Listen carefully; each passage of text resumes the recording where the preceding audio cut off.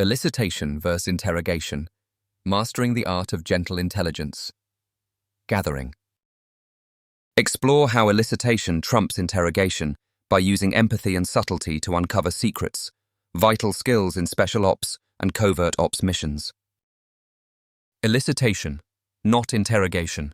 The art of gently drawing out secrets. Imagine you're sat across from someone with a hidden truth, and your goal is to learn what they know, but without raising suspicion, causing offence, or triggering a wall of silence. Sounds tricky, right? Yet, this is exactly what sets apart the subtle skill of elicitation from the blunt force of interrogation. In today's episode of Shadows of Retribution, I want to have a proper chat about this art of coaxing information through conversation rather than confrontation, something that's as much about empathy and insight as it is about patience and wit. Now, when most people think about getting information, particularly in contexts like special forces or high-stakes situations, their minds jump straight to harsh interrogations. The image is often one of intense pressure, flashing lights, and relentless questioning designed to break the subject's will. But real pros in special ops or covert intelligence gathering know that this approach isn't always the most efficient or reliable. So what exactly is elicitation then? Well, it's a conversational technique where you guide someone into revealing information without them even realizing they're giving it away. It's about gently steering the chat, planting subtle questions or comments, and making the person feel comfortable enough to open up. Think of it as friendly banter with a purpose, rather than the harsh grilling you see in movies. Why elicitation wins over interrogation? The key difference is that elicitation respects the human element. Instead of intimidating or threatening, it uses empathy, understanding, and sometimes a bit of charm to get people talking. A subject who feels safe and at ease is much more likely to share details than one who's defensive and frightened. Trust builds storytelling. When people trust you, they tell you stories. Those stories often contain juicy details you wouldn't uncover by shouting questions at them. Information flows organically. Elicitation encourages a flow of information in a natural, unforced way. You're less likely to encounter resistance, so the conversation keeps moving. Reduces errors and falsehoods. Aggressive interrogation can lead people to lie, exaggerate, or shut down entirely. A calm, indirect approach helps to reduce these risks. In fact, many elite special forces operatives trained in the art of elicitation are masters at reading their subject's mood, body language, and even underlying motives, all while appearing as simply engaging in light conversation. This is crucial during covert situations, where the stakes are high and there's no room for mistakes. The techniques behind elicitation. So how does one actually do this? While there's no magic formula, a few reliable tactics often come into play.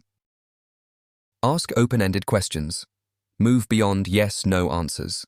Questions like, "What do you think about?" or "How did that come about?" encourage fuller responses. Mirror and match. Subtly matching the subject's tone, pace, and posture creates rapport and makes them feel understood. Use hypotheticals. Asking what-if scenarios helps to explore information indirectly and can reveal thoughts or intentions the person wasn't ready to share outright. Casual compliments or comments. These can disarm suspicion and make the individual more open to chatting. Patience and timing.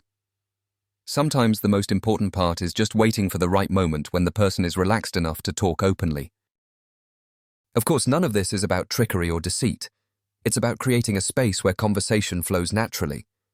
That's why, in the world of covert ops, understanding human psychology is as vital as any tactical skill.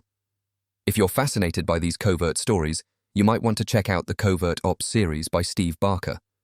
Absolutely gripping reads that show this balance between subtlety and urgency in action. Interrogation's place and its limits. Don't get me wrong, interrogation does have its place, particularly when time is short and the situation demands direct answers fast. However, it can often feel like a blunt instrument, valuable when used sparingly, but damaging if relied on excessively. Intimidation can backfire, closing down communication or producing false confessions. In contrast, elicitation is a slower process, more suited to the nuanced environment of a secret war or intelligence gathering, where patience and empathy truly pay off. Sometimes the best intel comes not from pressure, but from listening carefully and knowing when to push and when to step back.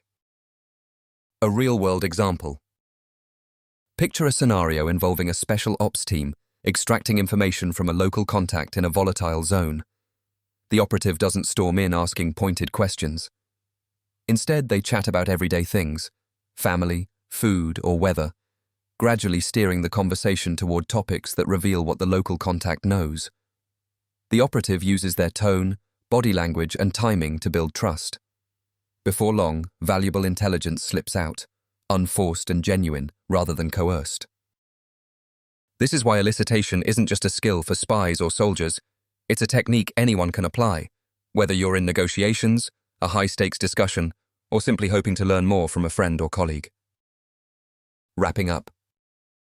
So next time you think about how best to get to the truth, remember that sometimes the soft approach is the sharpest tool in the kit. Elicitation relies on empathy, subtlety, and human connection, not pressure or force.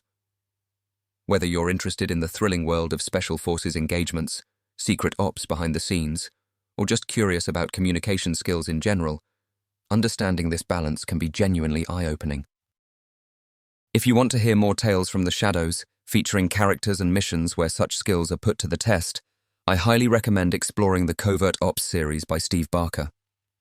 You'll find plenty of high tension and clever conversations woven into every story. Join the mission and experience the secret world where silence is golden, but knowing when and how to listen is priceless. Thanks for sticking with me today. Until next time, keep your wits sharp and your ears open.